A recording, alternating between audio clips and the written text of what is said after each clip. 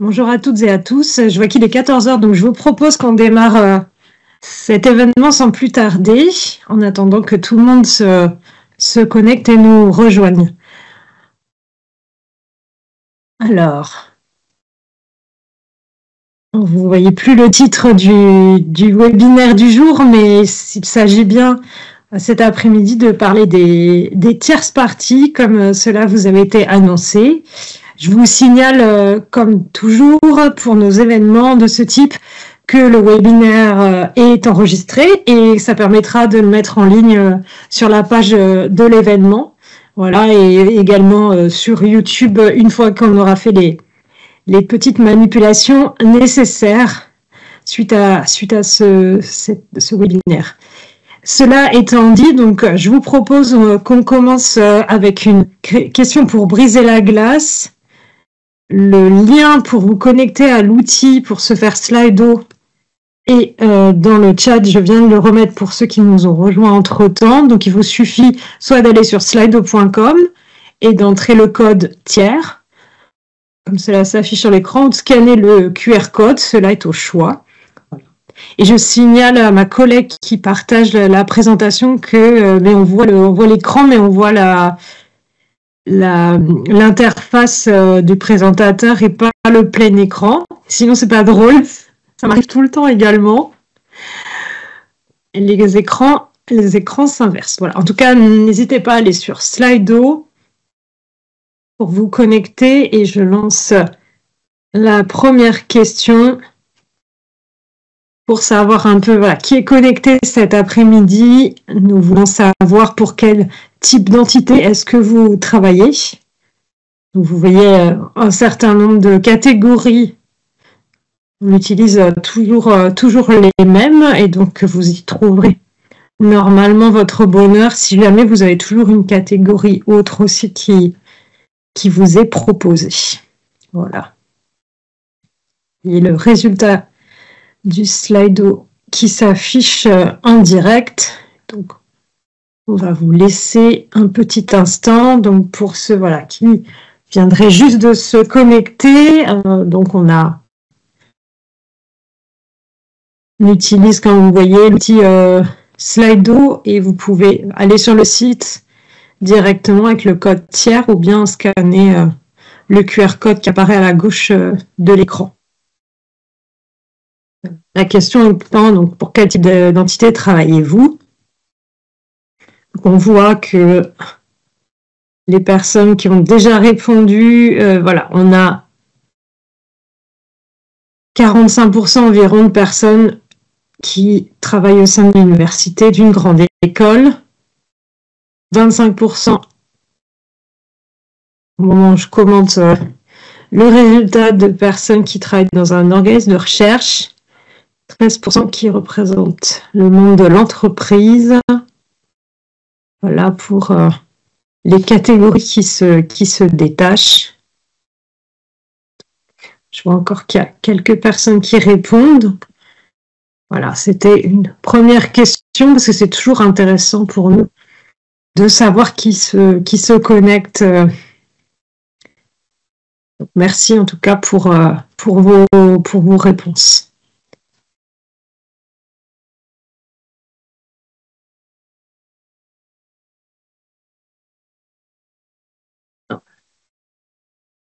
Je pense que je vois plus les réponses à s'ajouter, donc je vous propose qu'on enchaîne. On peut toujours laisser le slide ouvert en attendant, mais on va continuer l'introduction de ce webinaire. Je vais partager, Fanny, tu me dis si c'est une petite... Je te dirai. Merci. Ouais. Bien sûr. Parfait. Voilà. Okay. On y est. L'outil collaboratif, je t'en prie. Alors, du coup, effectivement, donc, pour rappel, donc cet après-midi, on a décidé de se focaliser sur les principales tierces parties que vous retrouvez dans les projets Horizon Europe. et puis en particulier sur voilà, les catégories et les questions qui reviennent le plus. Donc ça peut intéresser toute personne qui monte ou qui va gérer des projets Horizon Europe. Cet après-midi, on va pas parler du support financier à des tiers, parce qu'en fait, le webinaire qu'on a fait au mois de juin portait spécifiquement sur ce sujet. Donc, on vous a rajouté ici le lien de ce webinaire. Si vous l'avez manqué, vous pouvez toujours le revisionner. Voilà, on a passé déjà pas mal de temps sur ce sujet assez spécifique.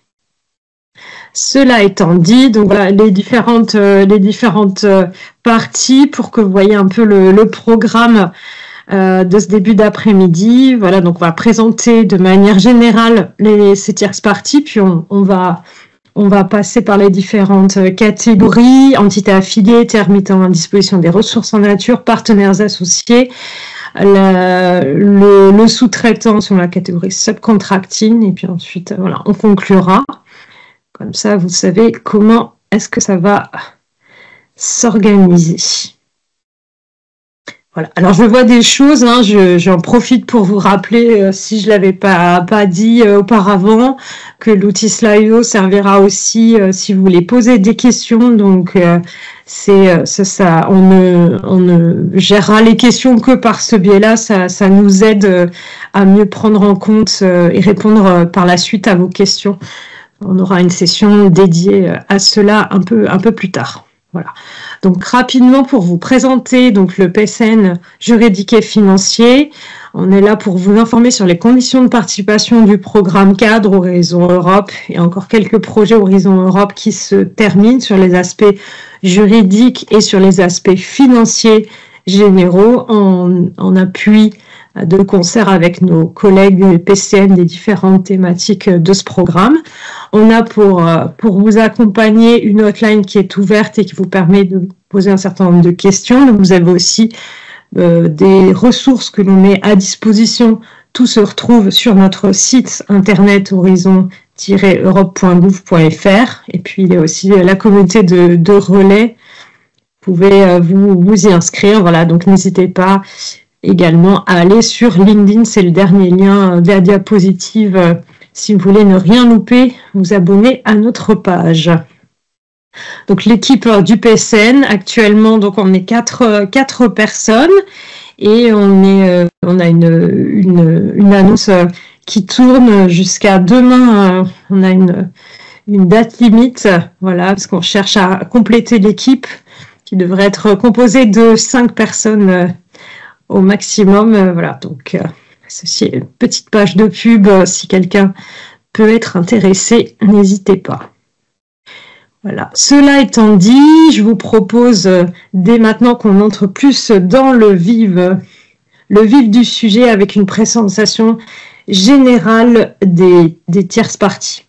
Donc, je ne l'ai pas encore dit, mais en fait, ce qu'on va faire, du coup, pour rendre l'après-midi plus interactive, c'est qu'on vous propose un certain nombre de questions à travers des quiz qu'on va faire via Slido pour chacune des parties qui vont être présentées. Et à scanner le QR code que vous devez scanner pour vous connecter au quiz, ou autrement sur slido.com #tiers comme code. J'attends quelques instants afin que tout le monde puisse se connecter. Je vois déjà des noms qui s'affichent. On a juste 13 personnes, c'est pas nombreux encore, donc je vous laisse arriver. Ne vous inquiétez pas, c'est pas très difficile. Je pense que je vais démarrer avec la première question.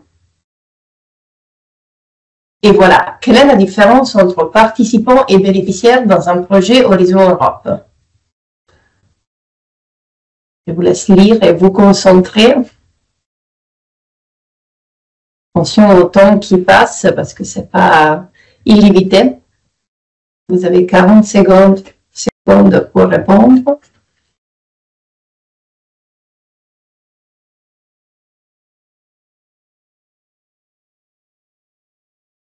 Allez-y, il y a encore quelqu'un qui n'a pas répondu. Et voilà, donc voici les tendances. On voit que la plupart sont d'accord sur le dire que la réponse les réponses 2 et 3 sont correctes. Et donc 2 et 3, c'était la réponse les bénéficiaires signent la convention de subvention et les participants sont toutes les entités impliquées dans le projet. Et personne n'avait répondu qu'il n'y a pas de différence entre eux. Très bien, parce qu'effectivement, la réponse correcte est la dernière. Les réponses 2 et 3 sont les correctes. Donc, il y a bien sûr une différence entre participants et bénéficiaires.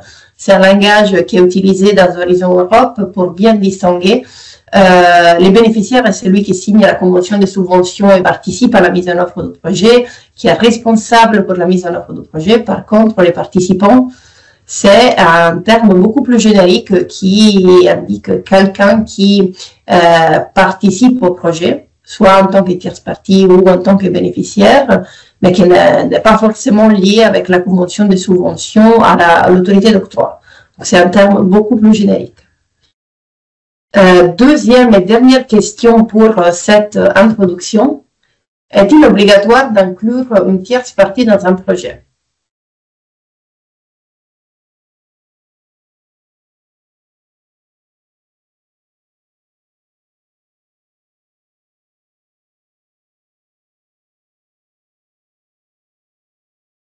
« 10 secondes encore. »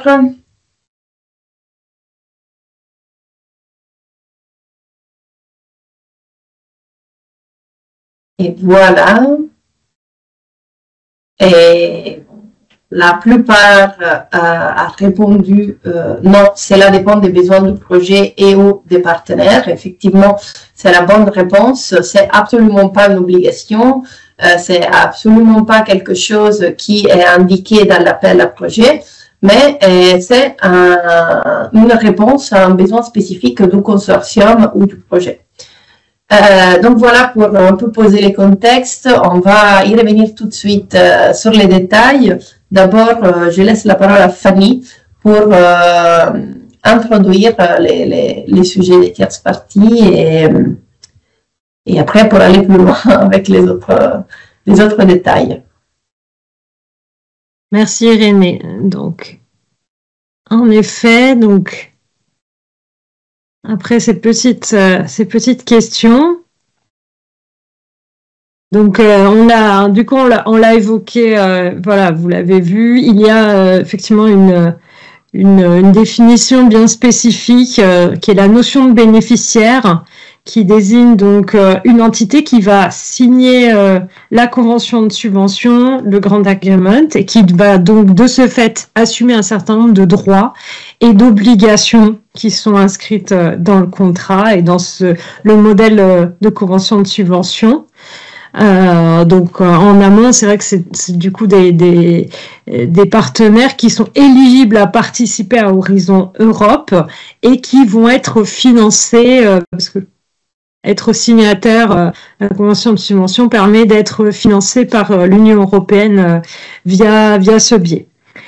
Et ils peuvent être donc plusieurs si c'est dans un projet collaboratif, ce qui va être le cas le plus souvent dans ce programme cadre. Et donc ils vont former un consortium minimum de trois entités. Voilà. Et à côté de ça, une tierce partie, c'est une entité qui, elle, ne va pas faire partie donc de ces entités signataires de la convention de subvention. Donc ce ne sont pas des bénéficiaires, mais néanmoins qui vont participer au projet, qui vont s'impliquer d'une manière ou d'une autre quand même dans les tâches, la mise en œuvre du projet. Donc c'est vrai qu'on va bien distinguer les deux, c'est important. Et donc c'est vrai que quand on parle des participants, en fait, on peut parler à la fois des bénéficiaires qui vont signer la convention de subvention et des tierces parties qui ne la signent pas. Cela étant dit, sur la slide suivante, voilà, on voulait vous présenter donc l'intégralité des tierces parties qui existent dans Horizon Europe. Donc voilà, si vous découvrez ce schéma pour la première fois, vous pouvez vous dire que tout ça est complexe, mais en fait, il faut le voir comme différentes solutions qui vont exister et qui vont permettre effectivement d'associer ces tierces parties pour qu'elles puissent apporter quelque chose au projet. En général, c'est vrai que l'idéal, c'est d'être bénéficiaire d'un point de vue légal, mais il y a des cas où ça ne va pas être possible. Et c'est vrai que vous avez différentes solutions qui existent et qui permettent donc à ces entités tierces de prendre part au projet. Donc, on va le voir de toute façon dans le détail. Je vais pas rentrer du coup dans chacune des catégories, mais vous voyez donc entité affiliée qui est certainement la plus connue, les partenaires associés, les tiers mettant à disposition des ressources, on va voir ça dans différentes parties par la suite que présenteront mes collègues, les sous-traitants, la catégorie subcontracting, voilà la fameuse, également sur lequel on a aussi beaucoup de questions. Voilà, donc il y a un article effectivement dans le site qui est dédié à ça. Sans plus attendre, donc on va commencer par le premier type de tierce partie, qui est les entités affiliées. Et je passe la parole du coup à Irénée à nouveau. Pardon, c'est Cécile, oui, pour vous présenter le Slido, les questions du Slido. Oui, bonjour à toutes et à tous. Donc, comme disait Fanny et René, on va commencer d'abord par des questions pour vous tester sur cette fois-ci la thématique des entités affiliées.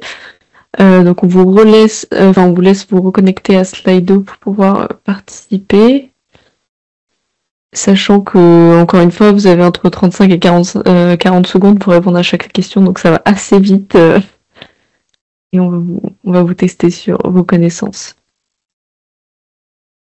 Donc encore une fois, vous pouvez, que ce soit sur ordinateur ou smartphone, vous rendre sur slido.com ou avec le QR code et le hashtag tiers.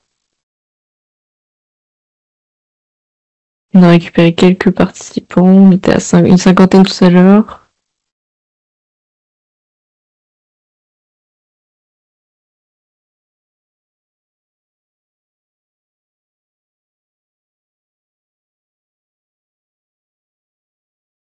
Voilà, première question. Quelle affirmation est correcte concernant les entités affiliées?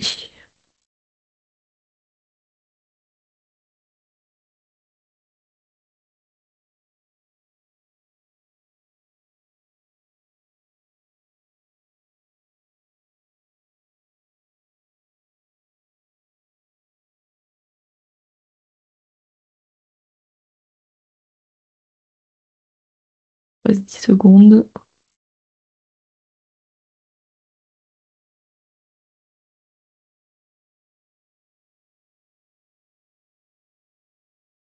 Alors très bien, donc on voit que ce qui est bien avec cette question, c'est que personne n'a totalement tort, donc toutes les réponses en fait sont correctes. Donc pour les personnes qui en ont seulement sélectionné une parmi chaque, c'est juste partiellement faux.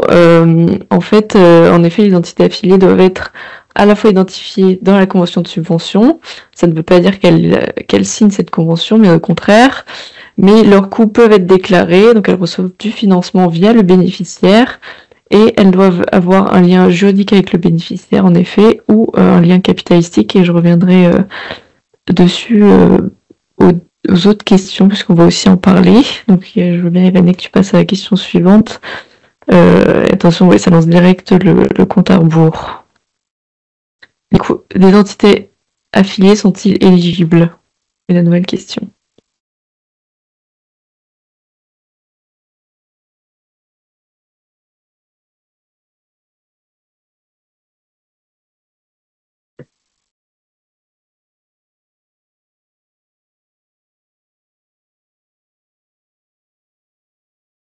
Il reste 10 secondes.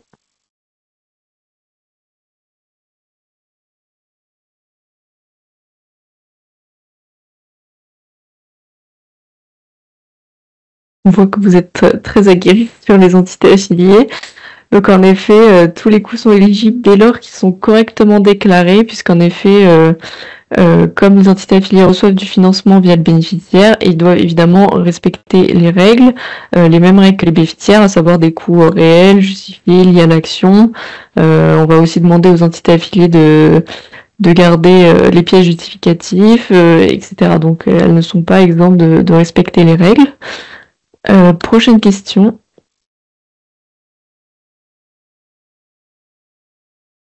Les entités affiliées dans Horizon Europe, vous avez 3 choix.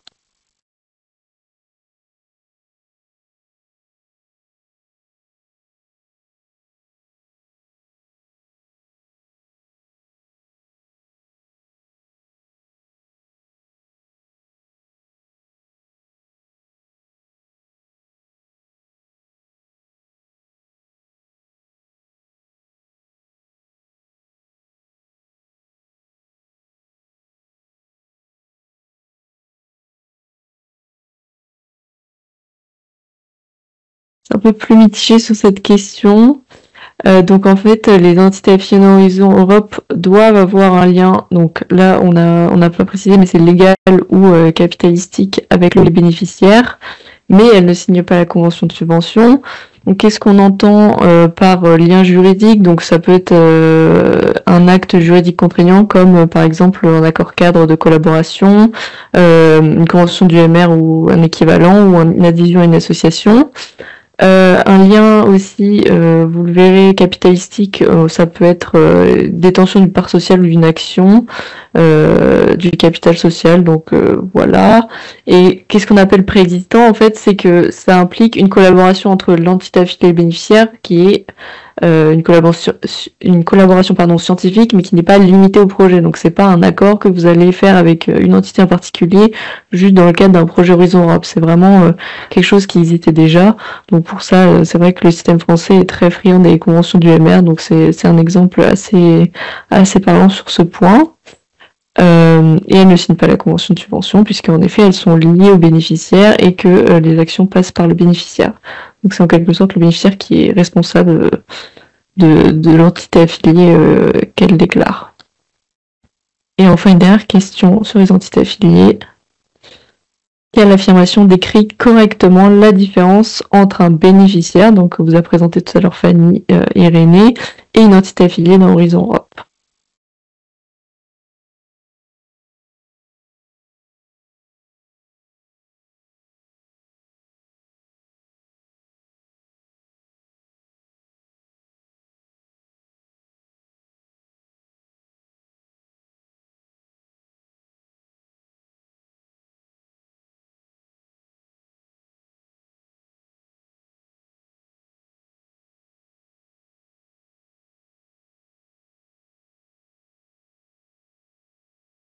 Donc là, c'est plutôt parlant, en effet.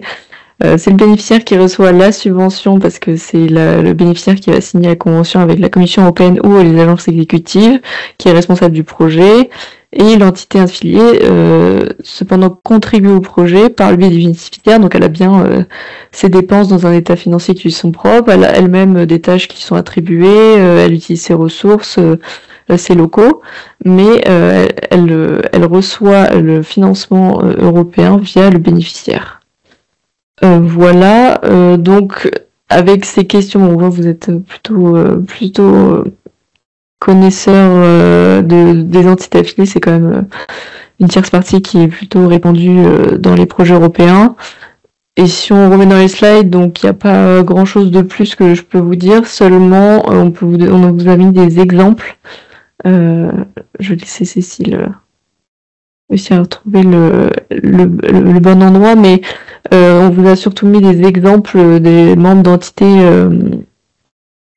d'entités juridiques qui sont dotés de la personnalité morale. Donc vous avez en exemple le plus courant d'entités affiliées, les associations et ses adhérents, les sociétés mères et les sociétés filles, sœurs, cousines, les groupements d'intérêt économique ou public et leurs membres, et comme je disais, les membres d'unités ou de laboratoires mixtes, donc UMR, co-tutelle, qui sont bien répandus en France.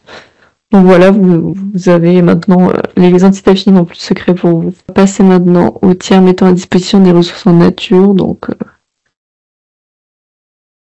on vous laisse vous reconnecter.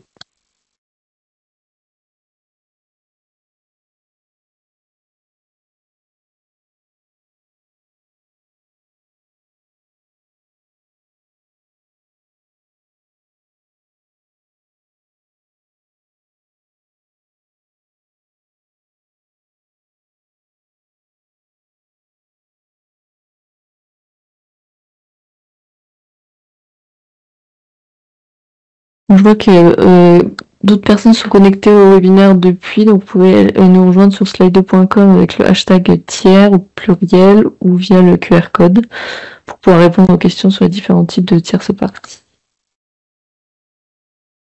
Et on va commencer, on a une cinquantaine. Et ça va lancer tout de suite la première question. Je te laisse, Irénée, la présenter.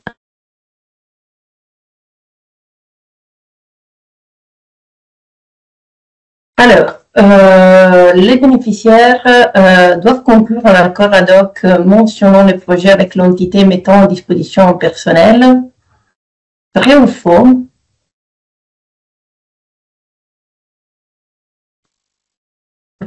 S'introduire un peu sur dans le sujet des tiers mettant à disposition des ressources. Allez-y. Donc, la plupart répondent que c'est vrai. Et il y a bon, quand même un tiers des participants qui a répondu faux et la réponse correcte est vraie parce qu'effectivement, il a une bonne pratique. Il est quand même important de signer un accord entre les bénéficiaires et la tierce partie pour régler tous les aspects qui concernent la mise à disposition. Et en fait, dans cet accord, on va préciser les termes de la mise à disposition et les modalités organisationnelles aussi pour la gestion. Et question suivante. Quelles sont les conditions principales à respecter pour la mise à disposition du personnel?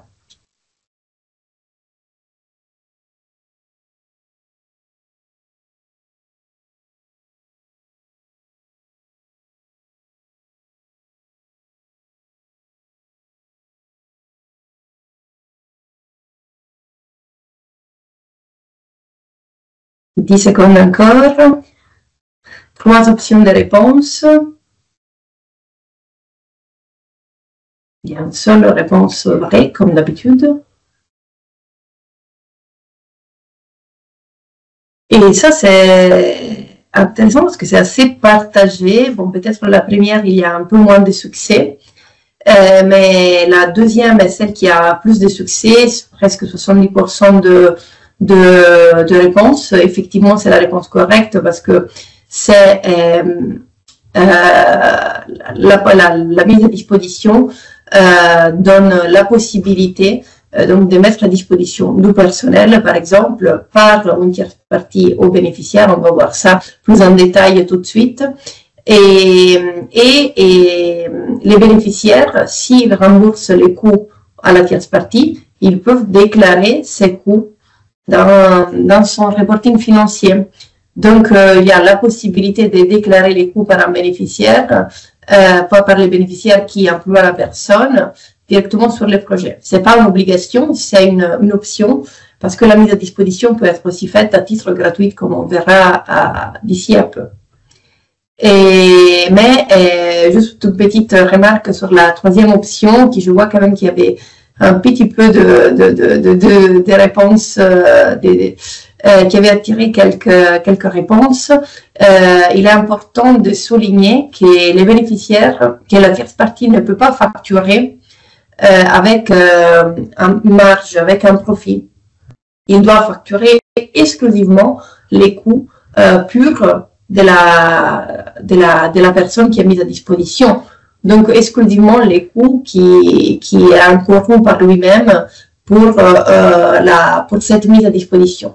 Donc, il n'y a pas la possibilité de faire un profit. Question suivante. Est-ce qu'une mise à disposition des ressources en nature peut se faire? Et on voit 4 options. Donc, dans quelles options vous pouvez faire une mise à disposition des ressources?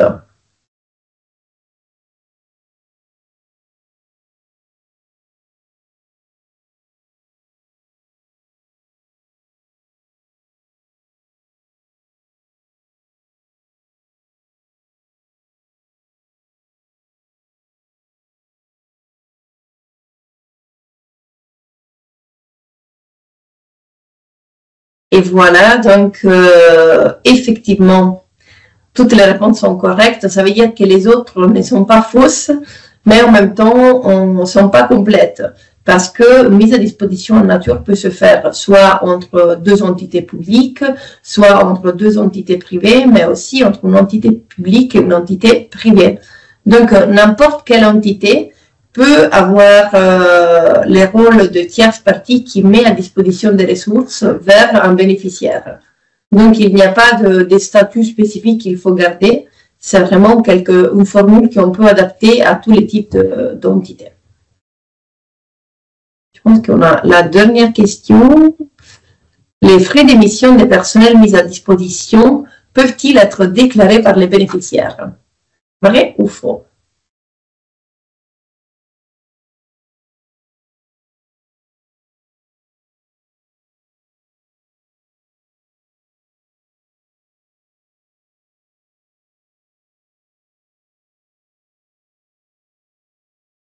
Encore quelques instants.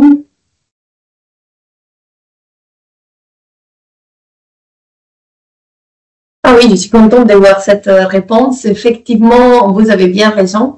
La réponse vraie est la réponse correcte. En fait, quand on met à disposition du personnel, un tiers met à disposition du personnel à un bénéficiaire, les bénéficiaires peuvent déclarer et bien sûr les coûts de la ressource qui est mis à disposition au cas où ils remboursent les coûts à la tierce partie, mais elle peut aussi déclarer les coûts de ce déplacement, de cette personne.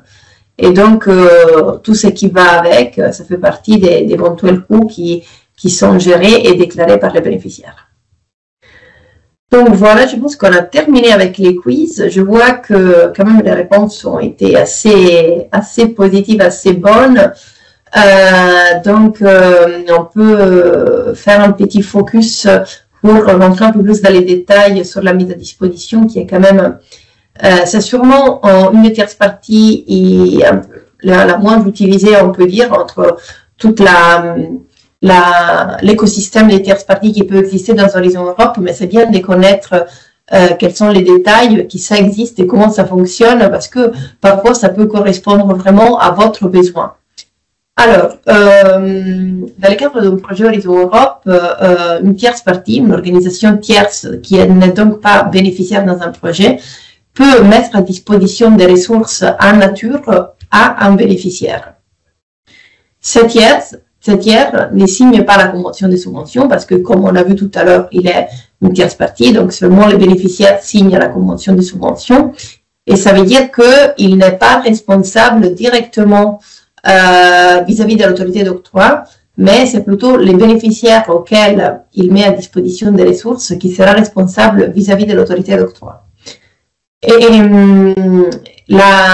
l'objet, en fait, cette mise à disposition, ça peut être du personnel. C'est l'exemple sûrement le plus classique et le plus diffusé. Mais peut être aussi un équipement, peut être une infrastructure et qui sont nécessaires pour la mise en œuvre du projet, qui est donc mis à disposition d'un bénéficiaire. Comme je disais tout à l'heure, c'est important aussi de souligner que la mise à disposition ne génère pas un profit pour la tierce partie. Donc, si la tierce partie met à disposition une ressource et les fait contre remboursement, elle peut obtenir exclusivement un remboursement, pas plus que ça. Donc, juste couvrir les coûts.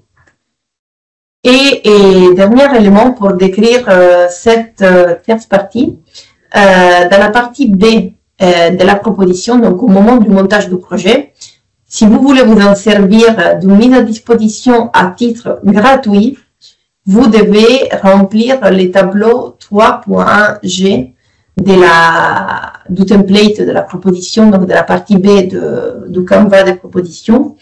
Ce tableau s'appelle In-Kind Contribution Provided by Third Parties. Et là, il faudra donc les remplir si vous recevez une mise à disposition à titre gratuit par des tiers. Et donc, c'est les seuls reflets qu'il faut avoir au moment du montage. Ce que je disais tout à l'heure, je reviens parce qu'on va maintenant mieux le détailler, un peu plus souligner les différences. On peut avoir une mise à disposition qui peut être faite contre paiement ou à titre gratuit. Et contre paiement est l'hypothèse qui dans la convention de subvention H2020 a été appelée In-kind contribution against payment, mais vous ne retrouverez plus cette mention dans la convention de subvention d'Horizon Europe parce qu'en fait, on n'a pas d'article spécifique dans la convention des subventions. Donc, dans la GA non plus, vous ne retrouverez pas cette mention avec un article qui est spécifiquement dédié. Et qu'est-ce que c'est concrètement? Donc, c'est une mise à disposition, comme je l'ai dit tout à l'heure, un tiers qui met à disposition des ressources et contre-paiement. Ça veut dire qu'il demande un remboursement pour les frais encourus pour cette mise à disposition. Mais cet remboursement, comme je disais, doit se faire sans marge, dans le sens qu'il doit déclarer, il doit demander le remboursement exclusivement des coûts encourus pour mettre à disposition la ressource. Et les bénéficiaires, il peut de son côté déclarer ces coûts dans la catégorie des coûts de pertinence. Donc, si la mise à disposition concerne, par exemple, du personnel, les bénéficiaires peuvent le déclarer dans la catégorie coûts de personnel à l'intérieur de son reporting financier. Si ça concerne un équipement, il pourra la déclarer dans la catégorie équipement à l'intérieur de son rapport financier. Toujours en suivant les règles spécifiques prévues dans la convention de subvention pour déclarer ces coûts. Ça veut dire, pour le personnel, il faudra les feuilles de temps, il faudra suivre le temps. Pour les équipements également, il faudra regarder l'utilisation sur les projets de l'équipement. Donc, il y a tout cet aspect-là qui reste toujours applicable, qui ne sont absolument pas oubliés. Et les coûts indirects s'appliquent. Donc, une fois qu'on a déclaré les coûts dans la catégorie de pertinence, on a les taux au 25% qui s'appliquent toujours pour calculer des coûts indirects. Et comme je disais tout à l'heure par rapport à la première question qu'on a vue, il faudra établir un contrat entre la tierce partie et les bénéficiaires afin de définir les modalités de la mise à disposition, la modalité de remboursement des coûts et tous les détails opérationnels pour la mettre en place. L'autre option est l'option à titre gratuit.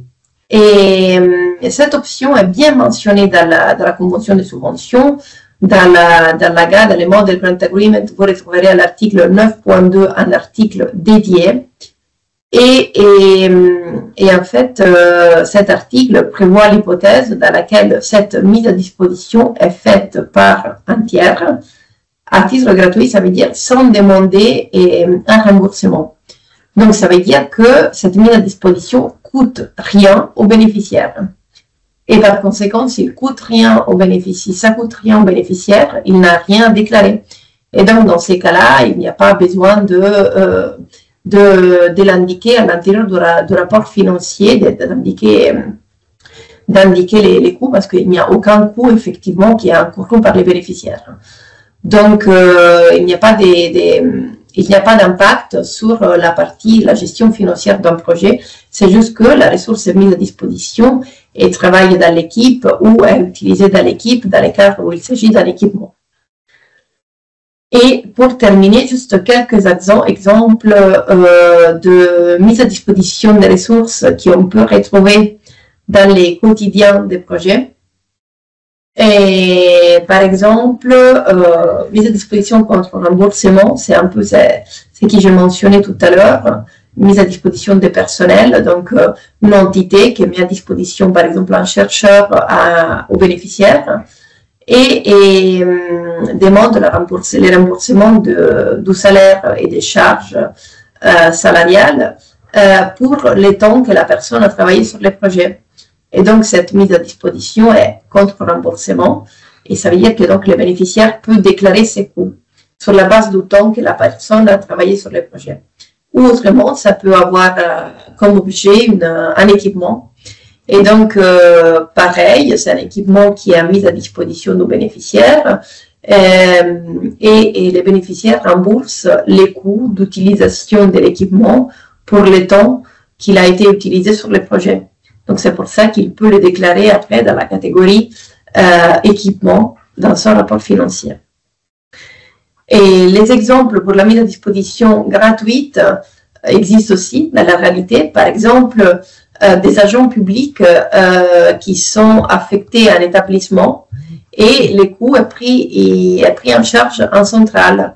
Donc, en fait, l'établissement reçoit un agent qui travaille sur le projet, mais il ne doit pas, il ne paye rien, il ne soutient pas son salaire, il ne paye pas son salaire.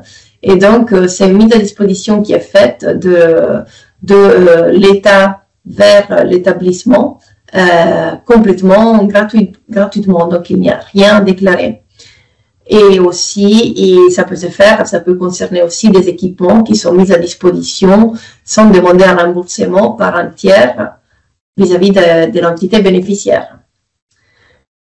Et voilà, je pense que avec la mise à disposition des ressources, on a terminé. Et donc, je laisse la parole à Cécile sur le quiz. Merci Irénée. Du coup, maintenant, nous allons passer à la partie suivante qui concerne les partenaires associés. Et Cécile, je te donne la main pour le quiz. Oui, normalement, je l'ai ouvert pour cette partie-là. Et aussi, Fanny vous l'a mis dans le chat, mais je vous le redis. Vous pouvez poser vos questions dans l'appli, dans l'onglet questions et réponses de l'application ou sur le site slide.com. Et vous pouvez aussi voter pour les questions favorites, donc pour éviter que on réponde plusieurs fois à la même question. N'hésitez pas à voter pour les questions des autres participants.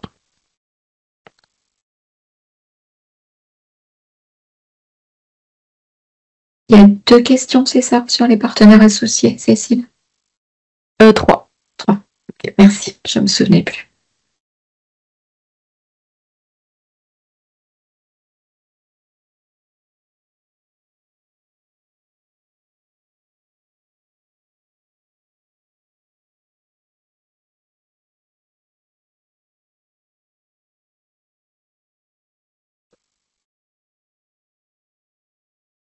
J'entends qu'on ait une 50aine de participants comme pour les autres, et puis je lance la première question. Ok, merci.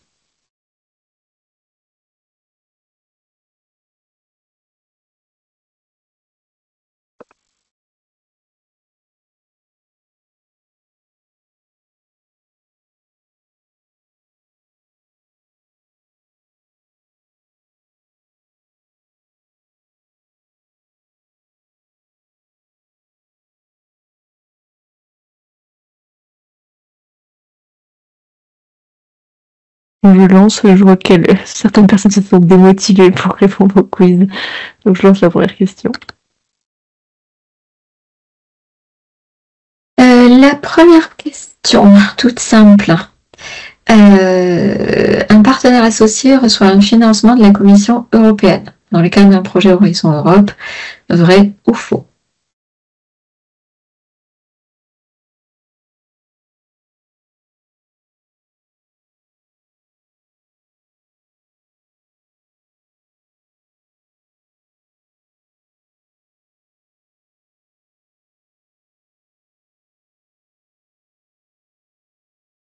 D'accord. Donc là, je pensais que la réponse serait un peu plus tranchée que ça, mais la réponse exacte est faux. Les partenaires associés ne reçoivent pas de financement dans Horizon Europe. On y reviendra un tout petit peu plus après dans le cadre de la correction. Question suivante. Les partenaires associés dans Horizon Europe peuvent être liés à un ou plusieurs bénéficiaires du projet, ne peuvent pas déclarer de coûts, ont un lien légal avec les bénéficiaires et peuvent déclarer des coûts, ou peuvent déclarer des coûts et doivent signer la convention de subvention.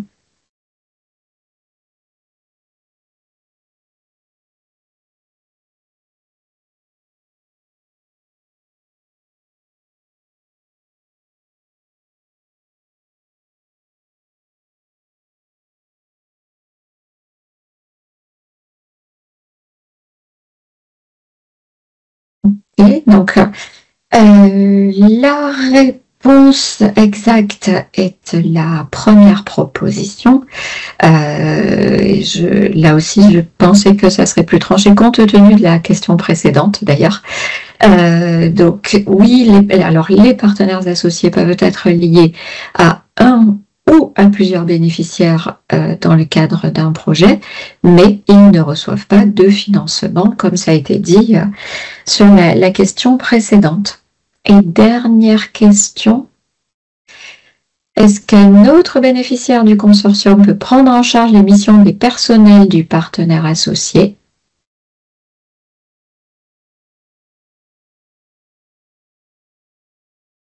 Avec 3 propositions de réponse.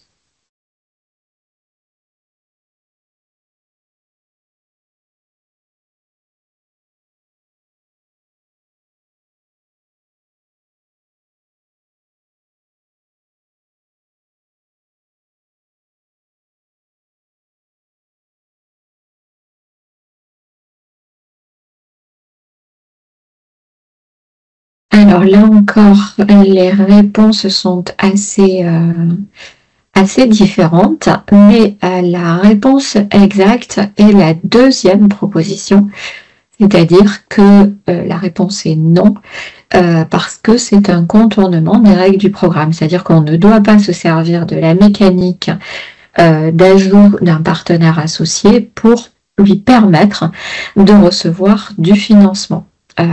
Donc ça peut être une difficulté et il est important d'être bien au clair avec cette règle-là. Cela étant, sur la notion de partenaire associé, vous pouvez l'entendre avec différents sens. En fait, je vais repartager mon écran et la présentation. On a oublié de mettre afficher les noms des gagnants-gagnantes à chaque partie de quiz. On rétablira votre honneur ok, d'accord. D'accord. Voilà, tu as vu les résultats. C'est ça, mais là j'affiche bravo à l'image. Garde le secret alors. Faut garder le secret pour l'instant. J'en profite, les collègues, pardon de vous interrompre. En fait, on ne vous voit pas quand vous parlez toutes les deux. Vous n'avez pas activé vos caméras. Je ne sais pas si c'était involontaire, mais voilà. Alors, moi, c'était involontaire, mais c'est parce que je jongle avec deux applis, en fait. Oui, j'imagine. Non, mais je me suis dit, si je trouve un petit moment, je vais vous le dire. Du coup, les partenaires associés. Donc, comme les réponses ont été assez variées, peut-être on va passer un petit peu de temps sur la présentation de ce qu'est un partenaire associé. Donc, partenaire associé, le régime des partenaires associés, il est prévu dans l'article 9.1 de la Convention de subvention et on désigne par partenaire associé un tiers, une entité tierce qui, d'une part, n'a pas besoin de remplir les conditions d'éligibilité au programme Horizon Europe. D'autre part, il s'agit d'une entité qui ne signe pas la convention de subvention, mais c'est une entité qui contribue au projet, sans financement donc, et sans déclarer de coût. Elle peut être liée au bénéficiaire, à un bénéficiaire seul ou au consortium dans son entièreté ou à plusieurs bénéficiaires. Et ce sont ces bénéficiaires ou l'entièreté du consortium qui sera responsable des tâches mises en œuvre par le partenaire associé dans la mise en œuvre du projet. Dans la mesure où il ne signe pas, où le partenaire associé ne signe pas la convention de subvention, il y a néanmoins un certain nombre d'obligations de la convention de subvention qui doivent lui être reportées et en particulier tout ce qui concerne les règles de bonne mise en œuvre du projet, les règles relatives à l'absence de conflit d'intérêts, aux aspects éthiques, les obligations d'information, les obligations de conservation des pièces également. Ce que l'on verra de manière très générale, c'est que la manière la plus simple de reporter ces obligations vers le partenaire associé, c'est de lui faire signer l'accord de consortium et par voie de conséquence, le transfert et le report de ces règles sera effectué. Quelques exemples de partenaires associés. Un premier exemple, par exemple, un partenaire qui est établi dans un État qui ne peut pas recevoir, qui est non éligible au financement européen, mais peut participer au projet. Cette entité peut participer au projet. De la même manière, ce sont des hypothèses que l'on voit assez souvent. Ça peut également s'agir d'entités qui n'ont pas les moyens de gérer un financement européen. Une petite entité, une association par exemple, qui souhaite participer au projet, mais qui sera partenaire associé et non bénéficiaire, parce que le fait d'être bénéficiaire générerait du risque financier pour cette entité et par conséquent, elle ne recevra pas de financement. Il y a d'autres moyens de les associer au projet que de les mettre en tant que bénéficiaires. Ça peut être aussi une entité qui ne souhaite pas recevoir de financement et ce cas-là se voit également de manière assez courante dans les montages de projets. Voilà pour les partenaires associés. Nous allons maintenant passer à la dernière catégorie de tiers que nous allons traiter aujourd'hui. Il s'agit des sous-traitants. Et on va passer au quiz tout de suite. Oui, merci Cécile, effectivement. On attaque le quiz sur le sujet sous-traitance subcontracting. N'hésitez pas à jouer. Vous pouvez toujours vous rejoindre Slido, il n'est pas trop tard.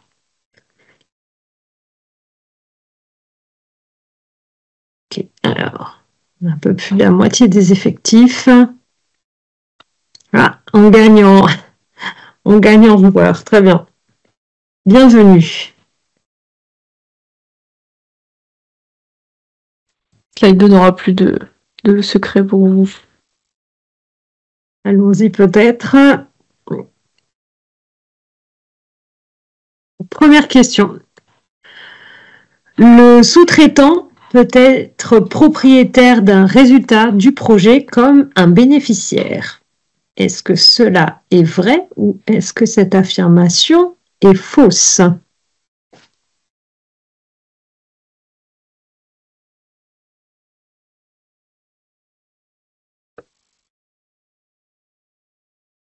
Quelques secondes encore, c'est plus rapide de répondre sur un vrai-faux. Donc, vous êtes quand même à grande majorité à répondre effectivement que cela est faux et vous avez tout à fait raison. On va y revenir. C'est vrai que c'est un des inconvénients, si je dirais, du fait d'être prestataire et d'entrer dans cette catégorie spécifique. On continue parce qu'il y a d'autres questions.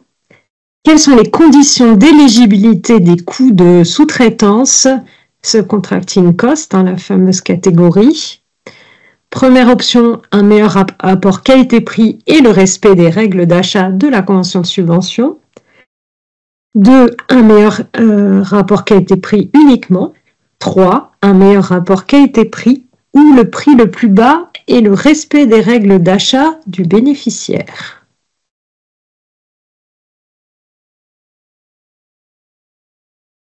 Très vite, je trouve. que vous aurez eu le temps de répondre. Là, donc effectivement, les réponses sont un peu plus mesurées, mais vous avez quand même réussi avec le temps assez serré, donc bravo, à répondre en grande majorité à près de 70% que c'est le meilleur rapport qualité-prix ou le prix le plus bas, hein, c'est à déterminer, et le respect des règles d'achat du bénéficiaire, hein, qui doivent être les conditions concomitantes et sine qua non pour le subcontracting. Très bien. Je propose qu'on continue. La prochaine question, laquelle de ces affirmations est correcte concernant la sous-traitance dans Horizon Europe? Donc, le subcontracting, ça doit être clairement décrit et justifié dans l'annexe 1 du projet. 2, la sous-traitance peut être utilisée pour n'importe quelle dépense du projet sans justification. Enfin, le subcontracting ne nécessite pas de contrat formel avec le prestataire externe. C'est assez rapide. Attention au temps qui est déjà écoulé. Alors là, apparemment, il y a peu de doute pour la majorité d'entre vous. En effet, vous avez tous répondu quasiment que c'est la première réponse. Voilà, donc c'est vrai que c'est très important, hein, vous l'avez compris, maintenant vous le savez, que ce soit indiqué dans la proposition de projet et donc dans le futur, la annexe 1 du projet. Ça permet l'agilité, on est du coup correspondant. Très bien, et il me semble qu'il y a une dernière question sur le sujet. Lorsqu'un projet Horizon, dans un projet Horizon Europe, un laboratoire partenaire fournit un prototype à une entreprise externe qui réalise des types spécifiques, est-ce qu'il s'agit d'une prestation externe? Dans la catégorie Purchase Cost, est-ce qu'il s'agit d'une sous-traitance en subcontracting? Il peut s'agir soit sous-traitance ou de coût d'achat selon la manière dont la tâche est décrite dans l'annexe du projet.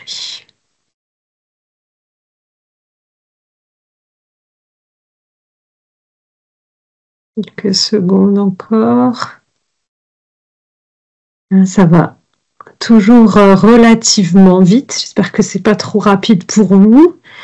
Donc, effectivement, il y a quelques hésitations, mais en grande majorité, à plus de 80%, vous avez répondu en effet que cet type de prestation là qu'on met en exemple, donc la fourniture d'un prototype, ça peut soit être catégorisé donc en subcontracting, soit en coût d'achat, biens, travaux et services.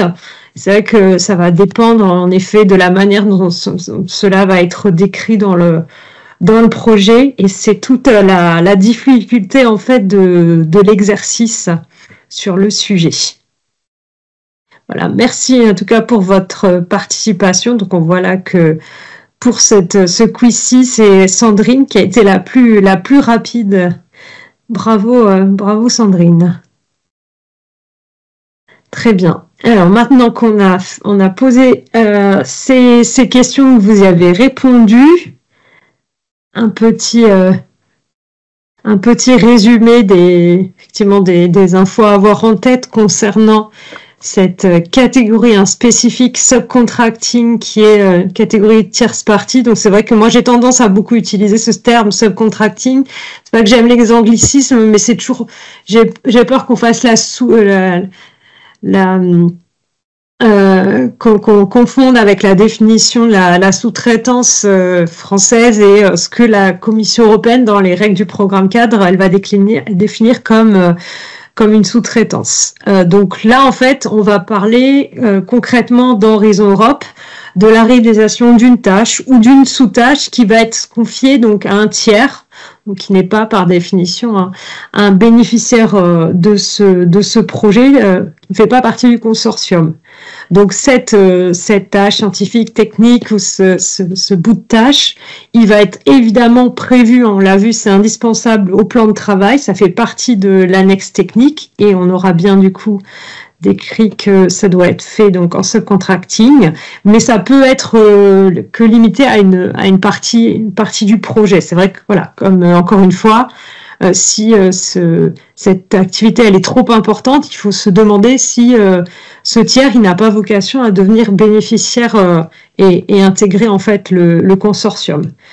Donc l'entité qui est sous-traitante, elle va facturer en fait un prix qui va être déclaré par le bénéficiaire, non seulement un coût, mais un prix, donc il y a bien une marge, c'est un prestataire externe, il faut bien que cette entreprise puisse gagner sa vie, par exemple. Donc c'est une entité qui est totalement indépendante du bénéficiaire, qui ne travaille pas dans ses locaux. C'est pour ça, et je crois que quelqu'un avait posé la question à ce sujet, qu'il n'y a aucun droit de pays au titre du projet qui peut être acquis par ce sous-traitant en fait. Et de la même manière, il ne va pas bénéficier des coûts indirects. Il n'y a pas en fait de coûts indirects qui sont générés dans cette catégorie subcontracting appliquée à cette dépense, puisque dans cette facture vont être en fait inclus ces coûts-là.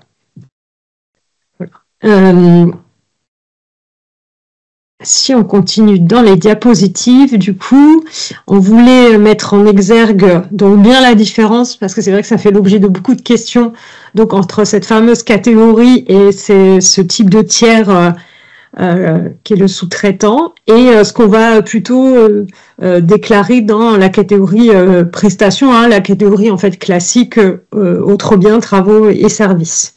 Donc voilà, donc encore une fois, le subcontracting, c'est vraiment quand on prend une tâche ou une sous-tâche qui fait partie de l'annexe 1, qui est au cœur des activités des projets, et qu'on va décider de l'externaliser parce qu'on n'a pas la compétence au sein du consortium, et que c'est quelque chose qui est cependant nécessaire pour mener à bien le projet. Donc, on va le déclarer donc dans cette catégorie bien spécifique. Souvent, je dis que c'est une catégorie avec des clignotants rouges parce que la Commission européenne va regarder avec grande attention et elle ne génère pas, on l'expliquait il y a un instant, de coûts indirects. En revanche, quand on va déclarer une prestation simple en achat de biens, travaux et services, c'est des achats évidemment qui sont également nécessaires à la mise en œuvre du projet, mais ça va être plus des activités plus accessoires ou vraiment quelque chose de très très précis qui va être réalisé et pas l'ensemble d'une tâche et d'une sous-tâche. Et là, du coup, on va la déclarer donc dans cette catégorie. C'est la catégorie C classique, et là, bien sûr, elle génère des coûts indirects. Si je prends un autre exemple, un exemple, souvent, voilà, quand on fait faire une analyse par un prestataire externe, mais que c'est vraiment une analyse, mais qui est réalisée, par exemple, par un ingénieur qui fait partie de l'équipe du projet, que c'est juste l'analyse et on va mettre des échantillons par exemple dans une machine, là on va plutôt parler de prestation. Si c'est quelque chose où toute l'analyse et toute la tâche, la sous-tâche, on va la déléguer, là on pourrait plutôt aller vers la définition du subcontracting. Voilà. Pour cette différence qui est assez importante et parfois source de confusion. Et puis ensuite, voilà, on en avait fini avec cette partie-là et on va continuer avec un récapitulatif de tout ce qu'on s'est dit aujourd'hui. Et là, je repasse la parole à Cécile Barra pour faire la conclusion. Je crois qu'il y a encore des questions de synthèse dans Slido. Oui, tout à fait. Et on passera à la synthèse ensuite. Et à la session de questions-réponses, puisqu'on a prévu un temps de questions-réponses. Et n'hésitez pas à poser vos questions sur Slido. Vous l'aurez compris, aujourd'hui, c'est l'outil sur lequel on s'appuie. Alors, quelle est la principale différence entre un sous-traitant et une tierce partie mettant à disposition des ressources en nature? Là, ça permet de faire la synthèse entre deux catégories que nous avons abordées.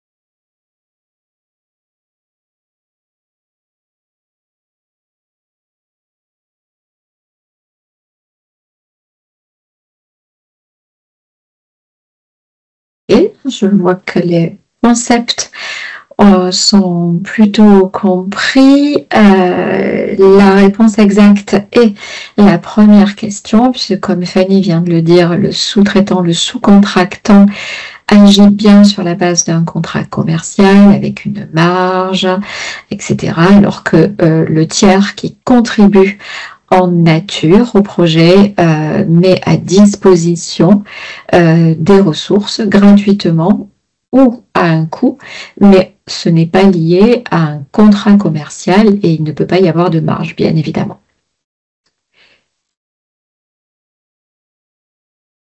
Et dernière question. Et dernière question, quelle est la différence entre une entité affiliée et un partenaire associé? Encore une question de synthèse sur 2 autres catégories.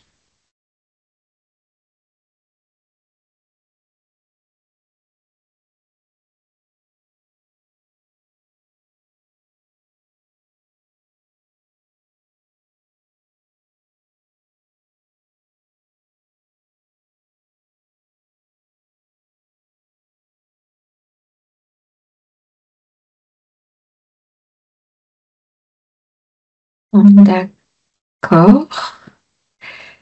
Ok, une réponse un peu plus nuancée. Et la réponse exacte est la première proposition, à savoir que les 2 contribuent au projet, entité affiliée et partenaire associé, mais seule l'entité affiliée peut recevoir du financement. Et, très bien, merci beaucoup vous êtes tous prêtés au jeu. Quelques mots de synthèse sur ces différentes catégories de tiers.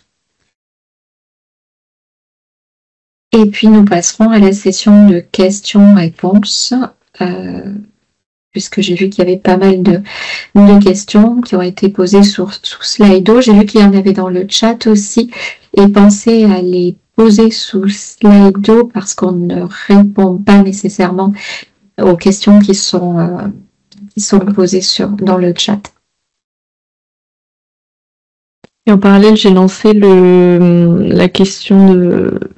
Enfin, on n'a pas encore lancé la session de questions-réponses, mais vous pourrez noter le webinaire ensuite. Mais j'ai laissé ouvert et on répondra à vos questions juste après. Ok. Voilà. Donc, en conclusion et en synthèse, et si vous ne deviez repartir qu'avec une seule chose de ce webinaire, c'est peut-être ce tableau synthétique qui vous permet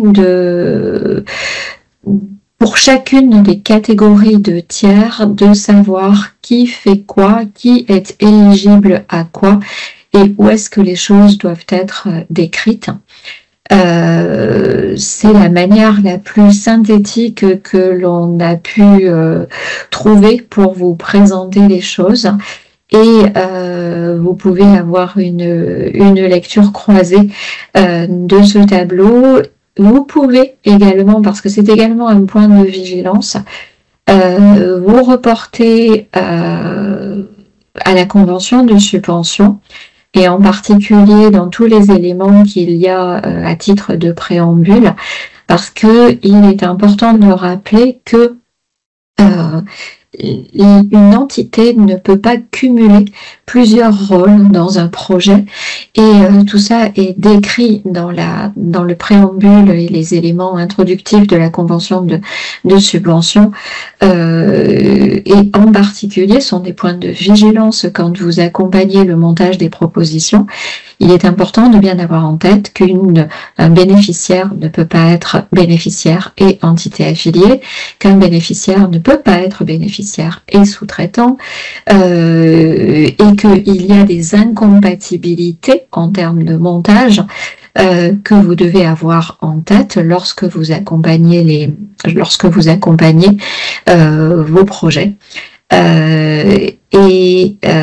Voilà, je pense que le tableau parle de lui-même, il est très très synthétique, et vous le retrouverez de toute façon dans les supports qui seront mis à votre disposition à l'issue de ce webinaire.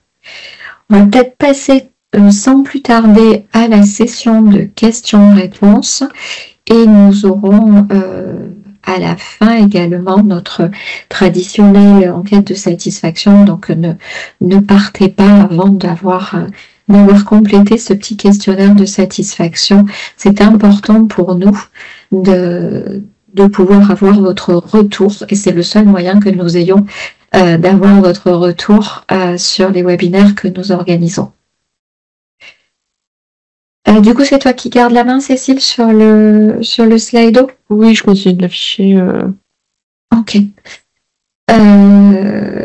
D'accord. Et bon, après, on va, je pense, répondre à tour de rôle suivant les sujets. Alors, la première question, c'est le tiers qui a mis à disposition peut-il revendiquer de la propriété intellectuelle sur les résultats du projet? Irénée, peut-être, tu as envie de te lancer? Oui, je vais démarrer, après je vous laisse compléter. Les résultats appartiennent au partenaire du projet qui a généré les résultats, qui les a générés. Donc, il faut bien être vigilant que dans l'accord que vous signez, dans la convention que vous signez avec la tierce partie, ces points aussi soient bien explicités parce qu'en fait, les résultats doivent appartenir au bénéficiaire, pas à la tierce partie. C'est une règle de la convention de subvention. Ok. Question suivante. Si j'ai un tiers mettant à disposition des ressources contre paiement, est-ce que ce tiers doit être identifié dans un des tableaux de la part B de la proposition? Et non, la réponse est simple, non. Donc, l'identification doit se faire exclusivement, comme je le disais, pour la mise à disposition à titre gratuit. Et il y a un tableau spécifiquement dédié. Après, vous pouvez toujours l'expliciter dans la description des actions, dans la description des tâches, excusez-moi, que vous avez une collaboration avec un tiers qui met à disposition un équipement ou une ressource.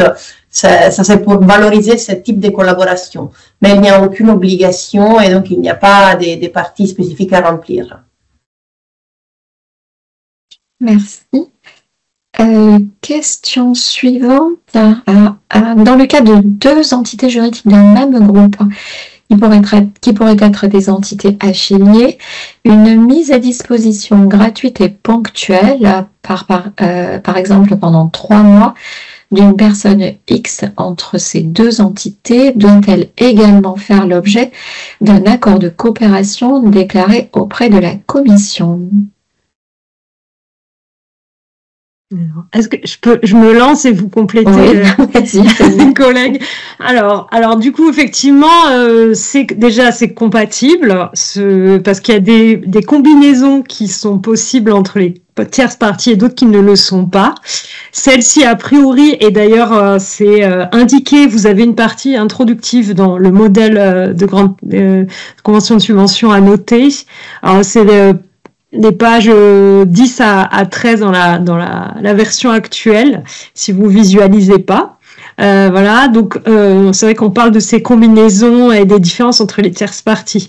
Là, vous pouvez effectivement déjà faire ça, effectivement. Et c'est vrai que les entités juridiques d'un même groupe, il faut, si vous faites appel à des moyens de différentes entités d'un même groupe, il faut bien les ajouter en entité affiliée, ça me permet de le dire, parce que sinon les coûts correspondants, effectivement, ne sont pas éligibles. Ça, je sais que c'est une erreur parfois qu'on peut tout à fait comprendre et les gens ne s'en rendent compte que trop tard dans le processus, par exemple, de reporting. Voilà. Donc, en fait, vous n'avez pas, pour moi, à proprement parler, à créer un accord de coopération, en fait. Ce que vous allez faire, et ça rejoint la question qui a été posée et la réponse à l'instant de ma collègue Irénée, c'est que du coup, vous allez faire cette mise à disposition. Alors du coup là elle est gratuite, ok, elle est gratuite, donc il faut de toute façon que vous l'indiquiez dans le fameux tableau qui est fait pour cela dans la proposition. Si vous l'avez pas fait au moment de la proposition, il faudra le signaler à la commission et a priori faire un avenant au contrat. Voilà, il faut faire un accord. Alors, c'est pas un accord de coopération, vous n'allez pas jusqu'à ce degré-là, mais effectivement, il faut bien pouvoir prouver que la mise à disposition, elle est en place entre les deux entités, donc celle qui emploie la personne d'une part et celle qui va la déclarer dans le projet d'autre part. Voilà, j'espère que j'ai répondu à la question et à tous les aspects de la question.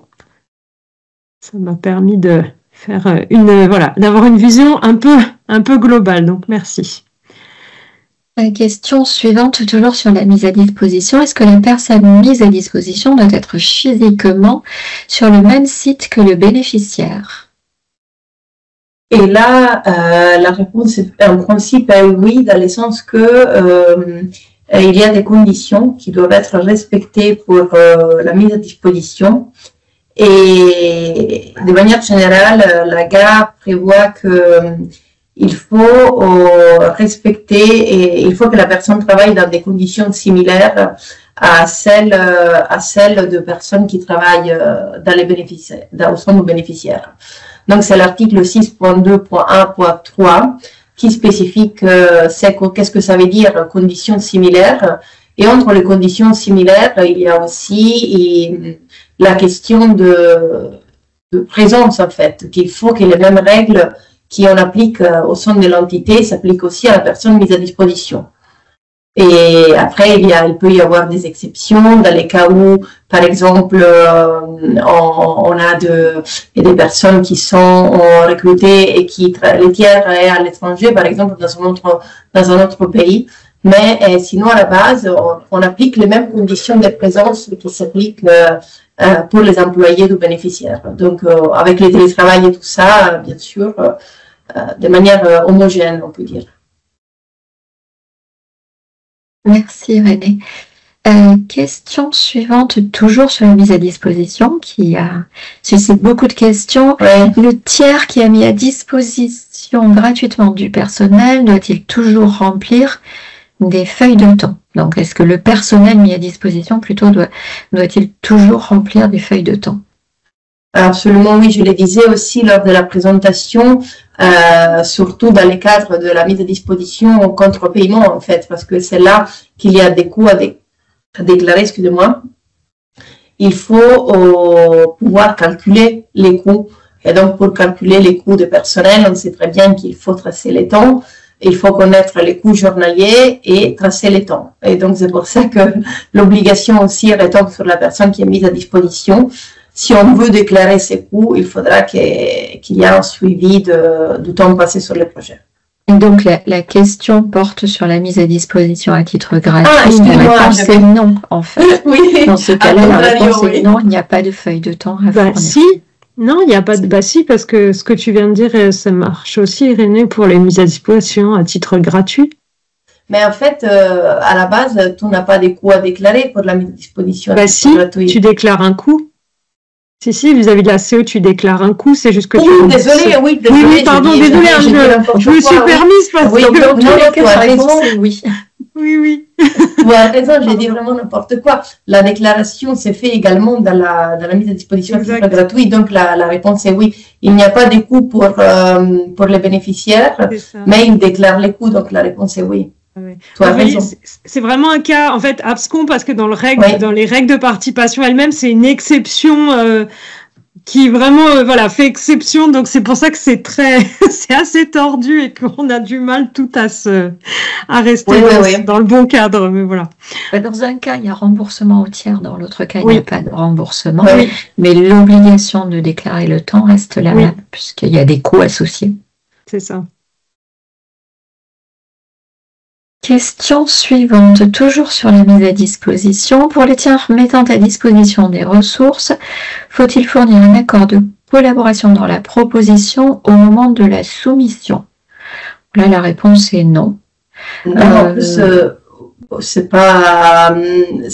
quelque chose qui est contrôlé qu'en cas d'audit éventuellement. Donc, il n'y a pas un contrôle ponctuel qui est fait par la commission au moment du reporting, par exemple, ni encore moins au moment de la soumission du projet. Donc, Et puis, quand je vois accord de collaboration, je me mets en garde parce que c'est pas un accord de collaboration. Une mise à disposition, c'est quelque chose qui concerne vraiment une personne, un équipement. Mais c'est un accord de collaboration, pour moi, c'est quelque chose de beaucoup plus vaste, en fait. Après, peut-être que vous employez ce mot par abus de langage, mais pour être sûr, voilà. C'est peut-être par rapport aussi à la présentation que je faisais des entités affiliées, où là, il faut un accord de collaboration. Exactement. Tout à fait. Au sens large de collaboration entre les deux entités, mais qui était préexistant, donc c'est différent. Là, c'est vraiment pour une tâche une personne, un équipement pour le projet, alors que pour les entités affiliées, quand je parlais, je pense que le terme était repris accord de collaboration, donc du MR, etc. C'est vraiment quelque chose, donc un acte juridique ou un lien capitalistique entre deux entités qui est antérieur au projet, qui n'est pas que pour un projet Horizon Europe. Donc c'est vraiment là où il faut aussi pas faire la confusion. Et dans le cadre des entités affiliées, l'autorité d'octroi vérifie au moment de la contractualisation l'existence du lien juridique, alors que dans le cadre des mises à disposition, elle ne vérifie pas. C'est ce que disait Irénée, c'est en cas d'audit, effectivement, qu'à ce moment-là, elle vérifiera qu'on avait bien l'accord qui allait bien. Question suivante. Pour les partenaires associés, le bénéficiaire peut-il déclarer les coûts du partenaire associé? La réponse est non, puisque le partenaire associé ne peut pas recevoir de financement, ni directement, ni indirectement. Parce que indirectement consisterait à contourner, en particulier pour les entités qui ne sont pas éligibles à recevoir du financement, ça reviendrait à contourner les règles de financement. Question suivante. Le lien légal ou capitalistique entre le bénéficiaire et l'entité affiliée peut-il être indirectement justifié par une participation de l'État dans le capital du bénéficiaire et dans celui de l'entité affiliée? Alors, si je comprends bien la question, pour moi non, puisqu'il y a vraiment écrit indirectement justifié, et comme on le disait tout à l'heure, c'est vraiment quelque chose que la commission va vérifier, donc pour ça il faut des documents à l'appui. Et là, si j'ai bien compris la question, ça voudrait qu'il y aurait une autre, donc l'État, donc une troisième partie qui a un peu dans chacun un lien. Ça c'est la réponse. Je valide ton raisonnement, Cécile. Je pense qu'effectivement le mot indirect ici. Directement, et puis c'est une troisième partie, alors que là on cherche vraiment à prouver le lien préexistant entre deux entités, c'est pas un lien, enfin je sais pas comment dire, mais là ça devient trop alambiqué et la commission cherche vraiment, enfin c'est assez binaire, c'est est-ce que vous êtes liés avant le projet ou pas, et de quelle manière, oui et non, c'est plutôt basique en fait, c'est plus simple que ça. Je sais pas, j'espère que ça répond à la question, mais donc non. Merci. Question suivante. Est-ce que deux partenaires peuvent avoir la même entité affiliée?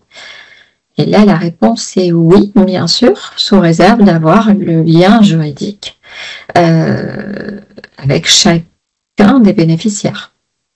Et attention aussi à ne pas mettre cette entité affiliée deux fois pour la même partie du projet.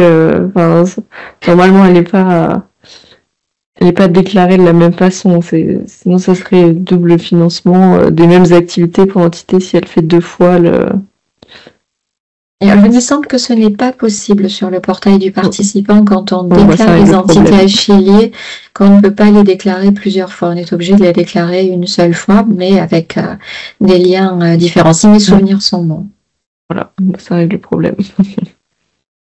Question suivante. Est-ce que vous pouvez clarifier le Financial Support to Third Parties quand c'est spécifiquement mentionné dans l'appel à projet? Comme on l'a dit tout à l'heure en introduction, nous avons volontairement exclu le sujet du FSTP, du scope de ce webinaire, parce que nous avons organisé un webinaire entièrement dédié au FSTP. Donc, on vous invite à vous reporter à ce webinaire qui est en ligne. Vous pouvez le revisionner et également récupérer le support que nous mettons à disposition. Et pour répondre rapidement à la question, en fait, ça sera écrit dans l'appel. Vous aurez écrit Financial Support of Third Parties, FSTP, mentionné dans l'appel en disant que c'est une condition de l'appel. Donc, c'est. Voilà, ça répond en partie à la question, mais comme disait Cécile, pour plus de détails sur FSTP, on a un webinaire là-dessus.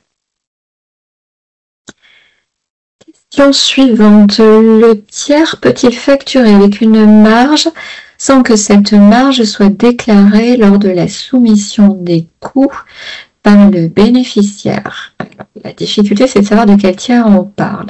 Parce que, on l'a dit tout à l'heure, il y en a pas mal, des catégories de tiers, et les seuls qui peuvent facturer avec marge, ce sont les sous-contractants. Les autres n'ont pas le droit d'appliquer une marge. Alors après, si on essaie de répondre à votre question, si je comprends la question, après c'est un choix. En fait, de toute façon, oui, effectivement, du coup, si on dit qu'on est dans subcontracting, oui, du coup, là, dans ce cas-là, la marge, elle est possible. Mais c'est aussi possible de le faire sans marge, mais c'est à fond perdu pour le prestataire. Voilà. Après, si on passe dans les autres tierces parties, notamment dans donc la mise à disposition de ressources. Là, vous avez vu, c'est pas possible de déclarer cette marge. C'est pas une relation commerciale en fait. Donc c'est vraiment le coût et seulement le coût tel qu'il apparaît dans la comptabilité. Voilà, je sais pas s'il y a un autre cas qu'il faudrait. C'est pareil pour les entités affiliées en fait. Elles vont déclarer elles-mêmes les coûts et strictement les coûts, elles ne peuvent pas faire de marge parce qu'elles remontent les coûts directement auprès de la CE. Je pense que j'ai fait le tour de la question. Voilà, oui, j'espère que ça vous aide. Peut-être parce que c'est aussi en lien avec la mise à disposition. Ok. La règle de base d'Horizon Europe qui est non-profit. Tout à fait. Sous l'angle financier. Donc, oui, donc c'est vrai que si vous parlez de mise à disposition, attention. Hein. Donc c'est bien ça. Je vous disais, c'est pas une relation commerciale. Si vous voulez que l'entité elle puisse déclarer avec une marge, là il faut le passer en prestataire en fait. Voilà, faut faire un choix. Après, c'est des choix qui doivent être faits. Là, on passe dans une prestation et là, ça va être une facture qui va inclure effectivement la marge. Ouais. Mais c'est pas le même type de relation qui est en jeu. Question suivante. Oui, on a encore du temps, ça va. Les tiers employant la personne mise à disposition. Je crois que la personne qui a posé la question a mis des compléments dans le chat. Je ne sais pas si vous avez vu. Oui, si, j'ai répondu oui, tout à fait. Sandrine, elle a complété. Déclarer une marge, il n'y a pas d'impact. Non, il n'y a pas d'impact. En fait, vous êtes dans les clous. Si vous n'avez pas déclaré la marge, c'est ce qu'il faut faire. Donc, non, c'est très bien. J'ai rien à rajouter de plus là-dessus. J'espère que c'est clair pour vous, en tout cas.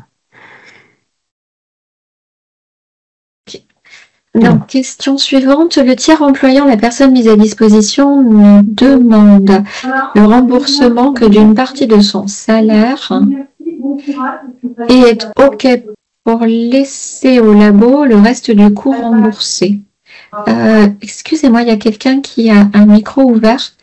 Et je vais essayer de couper le micro. Je ne sais pas qui c'est. Donc, je reprends. Pardon. Le tiers employant la personne mise à disposition ne demande le remboursement que d'une partie de son salaire et est OK pour laisser au labo le reste du coût remboursé. 100% du temps de la personne sera déclaré, 100% du salaire sera remboursé, mais seulement 50% serait reversé au tiers. Est-ce possible?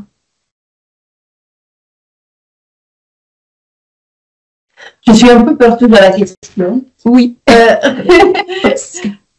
Attendez, parce que ça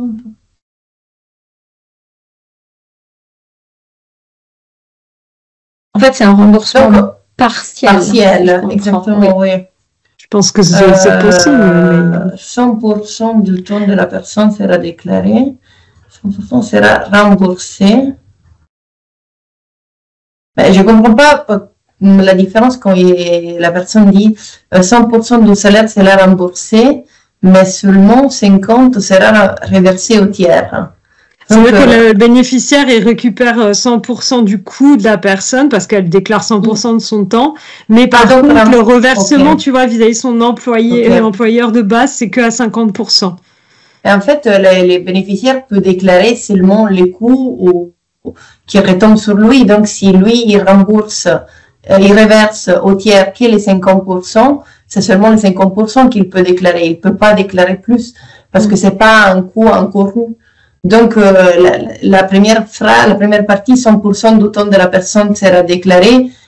Ça ne marche pas parce qu'en fait, il peut déclarer les temps, mais il ne peut pas déclarer les coûts éventuellement. Donc, il peut dire que la personne a travaillé 10 personnes montent, par exemple, mais les coûts qu'il peut déclarer, c'est exclusivement les coûts qui correspondent à ce qu'il va reverser, donc les 50% du coût total. Donc, 100% du salaire sera remboursé, c'est pas possible à partir du moment où il ne paye pas les 100%. Mais en tout cas, ça reste possible comme montage, le fait de ne pas rembourser la totalité. Si c'est les deals entre la tierce partie et les bénéficiaires, vous pouvez tout à fait le gérer comme ça. Merci. Question suivante. Une entité affiliée est-elle autorisée à émettre des factures au nom du bénéficiaire? C'est pas la même entité, c'est pas la même. Au nom du bénéficiaire, non, pas en son nom. Une affiliée, elle déclare c'est quoi elle garde ses pièces justificatives, mais chacun sa compta en fait. Ouais. Pour moi, vous pouvez pas faire ça. Puis quel serait l'intérêt aussi? En plus, émettre des factures pour faire quoi? Parce qu'en fait, il n'a pas de factures à faire. L'entité affiliée déclare les coûts dans les rapports. Oui. C'est pas une question de facturation. Non, elle garde. Oui, je pense que peut-être dans le facture, c'est peut-être la confusion aussi de garder des pièces justificatives, donc des factures, je ne sais pas. J'essaye de comprendre la question aussi. Mais émettre des factures, non. Ah oui, mais émission des factures. Il n'y a pas besoin, c'est pas un sous-traitant en fait. Non, il n'y a pas de nécessité de flux financier en fait entre les deux. Question suivante, et un peu en dehors du scope du projet, du webinaire, pardon. Comment déclarer les coûts d'un personnel intérimaire? Alors cette catégorie-là, elle se déclare dans la catégorie purchase, autres biens, travaux et services, puisque là, c'est une facture que vous avez. Ou sinon, en sous-traitance, en fait. Ou sinon, en sous-traitance. Si ça correspond plutôt à la définition des sous-traitants. Oui. Ça dépend du rôle.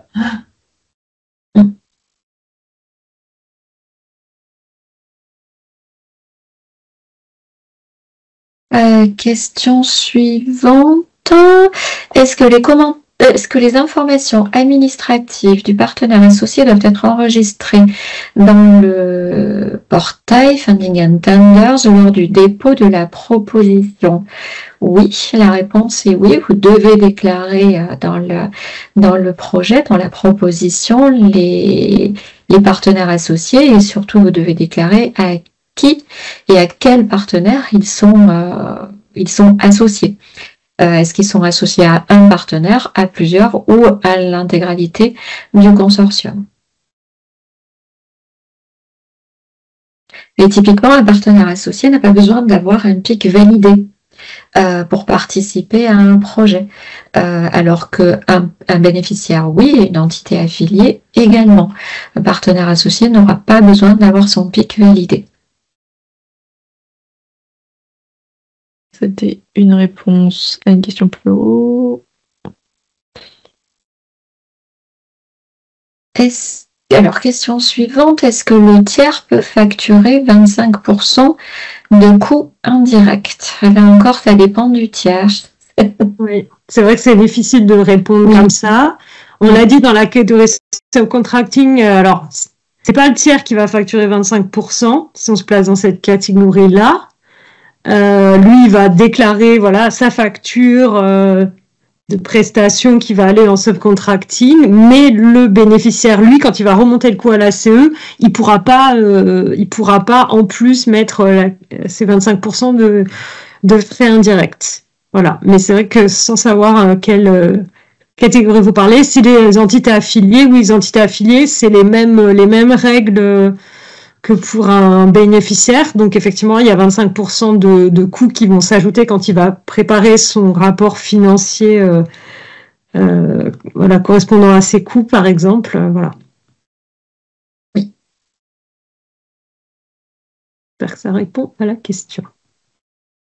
Question suivante. En cas de mise à disposition par un tiers qui signe les feuilles de temps, le bénéficiaire ou l'employeur principal? Alors, il n'y a pas forcément. Je sais qu'il y a en général les pratiques, et tu peux compléter, hein, Irénée. En général, c'est vrai que ça va plutôt être l'employeur habituel de la personne, mais il y a des cas dans lesquels j'ai vu des exemples différents. Et à vrai dire, c'est quelque chose qui est à voir et à organiser dès le départ du projet, en fait, parce que finalement, il n'y a pas une règle absolue en la matière. Voilà, il faut voir comment vous organisez entre l'employeur et le bénéficiaire qui fait partie du projet. Parce qu'il y a aussi une chose qu'il ne faut pas oublier, c'est que pour le travail que la personne mise à disposition fait sur le projet, elle travaille sous les contrôles et du bénéficiaire du projet. Oui, du manager du projet. Donc, les suivis donc, du projet, c'est pas au sein de son établissement, de son entité employeur qui l'ont. Donc, c'est plutôt les bénéficiaires qui sait qu'est-ce qu'il fait vraiment les temps qu'il passe sur les projets. Donc, avoir un peu, c'est pour ça qu'il faut peut-être aussi régler les sujets dans la convention que vous mettez en place avec les tierces parties au moment de démarrage du projet. Rien n'est imposé par les règles, en fait, à ce niveau. Question suivante. Bonjour. Est-ce que la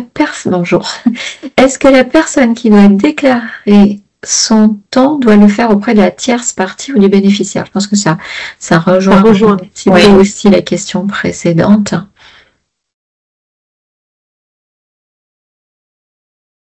Alors, question suivante. Je n'ai pas compris, pour la mise à disposition à titre gratuit, il faut des feuilles de temps et déclarer des coûts, ou alors est-ce que c'est à titre gratuit et où déclare-t-on ses coûts?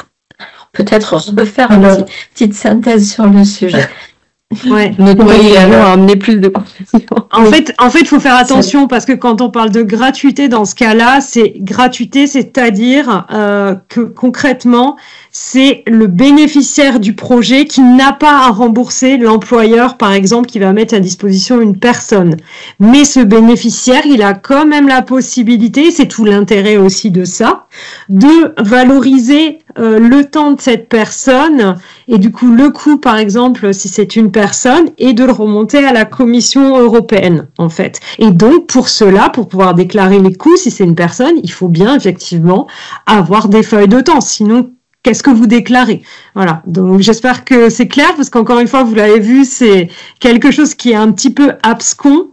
Voilà, mais c'est une possibilité qui existe et c'est bien parce que ça peut permettre à un bénéficiaire de valoriser des coûts, en fait. Et du temps qui est passé si c'est une personne. Il y avait la partie de la question, où est-ce qu'on déclare ses coûts? c'est le bénéficiaire en fait qui va déclarer les coûts dans les catégories habituelles. Donc si c'est une personne, ça va être en catégorie personnelle. On a 3 parce que c'est des secondies de personnel, donc des personnels mis à disposition. Merci Fanny. J'espère que c'est un petit peu plus clair. Ouais, moi aussi. Il reste une question et un commentaire sur la mise à disposition. Donc, dernière question, c'est pourquoi le partenaire associé ne reçoit pas de financement? Comment valorise-t-on son temps dans le projet? Pourquoi le partenaire associé ne reçoit pas de financement? Alors, la première partie de la réponse, c'est parce qu'il n'a pas le droit. Une réponse, c'est qu'il n'a pas le droit de recevoir du financement. Il n'est pas éligible au financement Horizon Europe. Comme je l'ai précisé tout à l'heure, il est possible qu'il ne puisse pas recevoir ou ne souhaite pas recevoir de financement. Ça, c'est une autre possibilité. Donc, la réponse au pourquoi elle est là. Donc, il n'a pas le droit ou il ne souhaite pas ou il ne peut pas. Et comment valorise-t-on son temps dans le projet? Alors, le partenaire associé n'a pas accès, bien évidemment, au portail du participant et tout se passera au travers des bénéficiaires, en fait.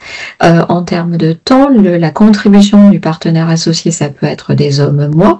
C'est à lui, finalement, d'avoir sa propre organisation pour suivre le temps dédié au projet.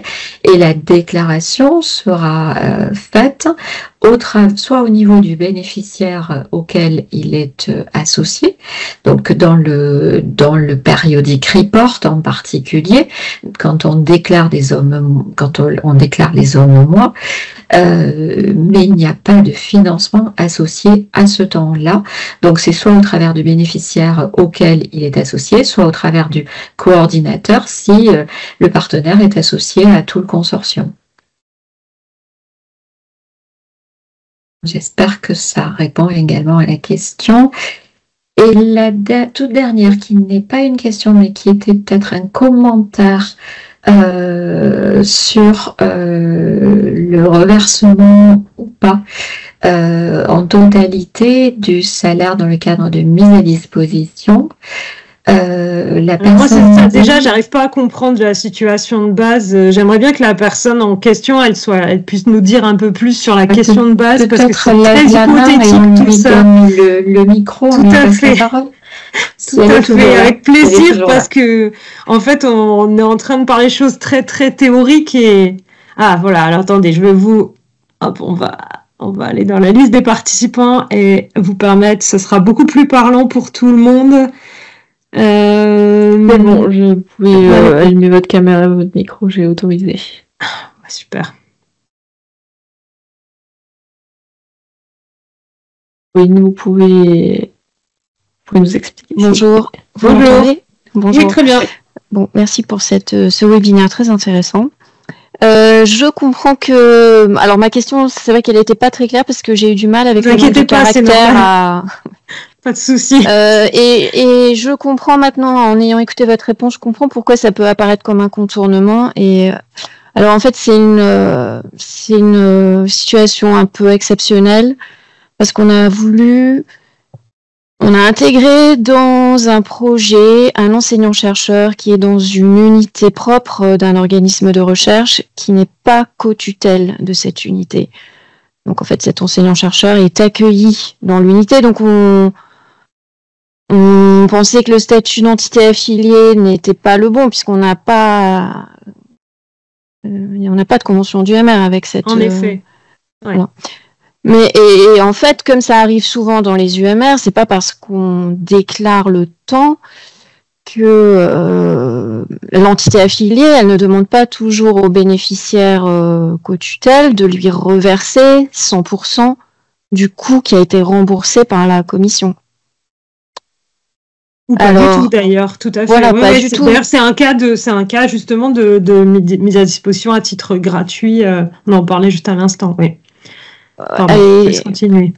Et donc là, on cherchait un moyen. Donc bien sûr, on aurait voulu récupérer 100% du coût de cet enseignant-chercheur, mais l'université employeur est d'accord pour qu'on ne lui reverse pas 100% de ce qu'on a. Alors attention, hein, si je puis me permettre, en fait, il faut distinguer deux choses. Il y a la mise à disposition de la personne et il y a ce que la personne elle fait dans le projet. Moi, je vous propose de bien distinguer les deux. Moi, j'ai eu un cas dans le passé un peu comme ça, où, comme vous dites, hein, et c'est une des solutions effectivement à cette problématique. Voilà. Mais il faut bien que vous distinguiez les choses. Ce que la personne, elle fait globalement, voilà, dans sa vie de tous les jours dans le laboratoire, et ce que vraiment elle va faire pour le projet, parce que ça va être plus simple pour vous, pour voir ce que vous devez déclarer vis-à-vis de la CE, effectivement, pas vous retrouver dans un cas où en fait on va effectivement vous accuser de faire un contournement ou alors de déclarer finalement de faire rembourser ou financer 2 fois la même chose, vous voyez. Donc pour moi, il faut bien essayer de distinguer les deux et de toute façon quand vous faites la mise à disposition et que c'est dans le cadre du projet, voilà, il faut bien refaire soit une mise à disposition, soit greffer à ça une convention de reversement qui va bien parler du projet en question, qui va bien dire, voilà, il va passer tant de temps devant le projet, ça va représenter à peu près telle somme, on va rembourser ça, etc., que ce soit cadré parce que vous allez vous prendre les pieds dans le tapis, si je puis me permettre l'expression, et ça va être complexe pour vous après de démêler les choses, voyez. Donc, et c'est vraiment, voilà, de vous mettre d'accord avec ce que cette personne, parce que la personne, elle va pas travailler à 100% sur le projet. Si, en général, non, ça n'arrive pas. Non, 100%. Voilà. On a estimé son travail à tant de PM. Oui. Ça, on l'a fait. On a fait une estimation des coûts. Mais donc là, j'ai l'impression qu'en fait, on va être un peu coincé parce que on ne pourra pas. Donc, si on ne reverse pas 100% l'intégralité de ce que la Commission européenne va nous rembourser au titre de ce coût, en fait, on ne peut pas déclarer 100% et ne reverser que... Du coup, en fait, ouais, vous êtes à 100%. Les raisonnements inverses. Vous devez déclarer ce que vous renversez. C'est pas que vous reversez, c'est que vous avez reçu dans le sens que, une fois que vous savez bien quel est les coûts auxquels vous allez faire face, alors vous savez que ce sont que vous allez déclarer. Mais c'est pas que vous allez déclarer avant de savoir quel est le coût. Donc c'est plutôt la réflexion à faire dans l'autre sens. En fait, c'est binaire, c'est soit vous effectivement, comme vient de le dire Irénée, vous valorisez, vous remboursez du coup à l'employeur de la personne l'intégralité du temps qu'elle passe sur le projet, soit vous le faites pas et alors vous basculez dans la catégorie où c'est à titre gratuit. Oui, mais voilà, vous voyez, c'est l'un ou l'autre en fait. Oui, à moins. Je ne sais pas si on peut considérer notre relation comme un lien légal permettant de déclarer une entité affiliée. Alors, on n'a pas de convention du MR, mais on a une convention d'accueil pour cette personne. Non, justement, les conventions d'accueil, ça permet de le déclarer et de considérer que c'est une mise à disposition. C'est pas assez fort juridiquement pour cocher la case entité affiliée. Ok. Merci. Très clairement, avec plaisir. Comme ça, voilà, c'est plus clair et plus parlant pour tout le monde, je pense. Et en lien avec cette question, on a une réaction dans Slido.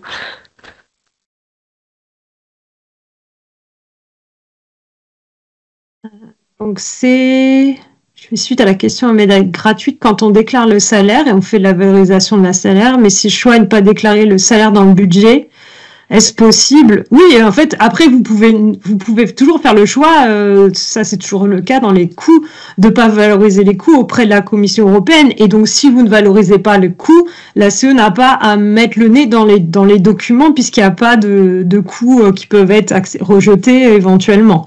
Donc ça, c'est un choix aussi. C'est vous de voir ce que vous voulez faire. Après, voilà, c'est une décision. Et sur la toute dernière, oui, on peut en cours de projet ajouter un partenaire associé ou une entité affiliée, c'est toujours possible. C'est par la voie d'un amendement, bien évidemment. Il faut expliquer au project officer pourquoi. Mais c'est possible. C'est ça. Peut-être le sondage de fin. Oui. Je vois qu'il y avait pas mal de personnes qui avaient déjà répondu.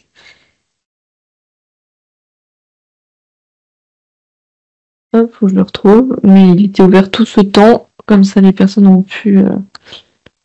Alors, donc, merci pour voilà, votre participation et les questions. Alors, en espérant que ça aura été utile pour vous. Et puis, si besoin, vous pourrez toujours revisionner du coup ce webinaire et on mettra aussi le support, comme toujours, à disposition. Voilà. Et je vous avais mis le lien du webinaire FSTP qui a eu lieu en juin. Si ce sujet vous intéresse, voilà. Donc, merci à tous et à toutes. Merci aux collègues. Et puis, on vous dit à très bientôt. Bonne fin d'après-midi. Merci. Au revoir. Merci beaucoup. Au revoir.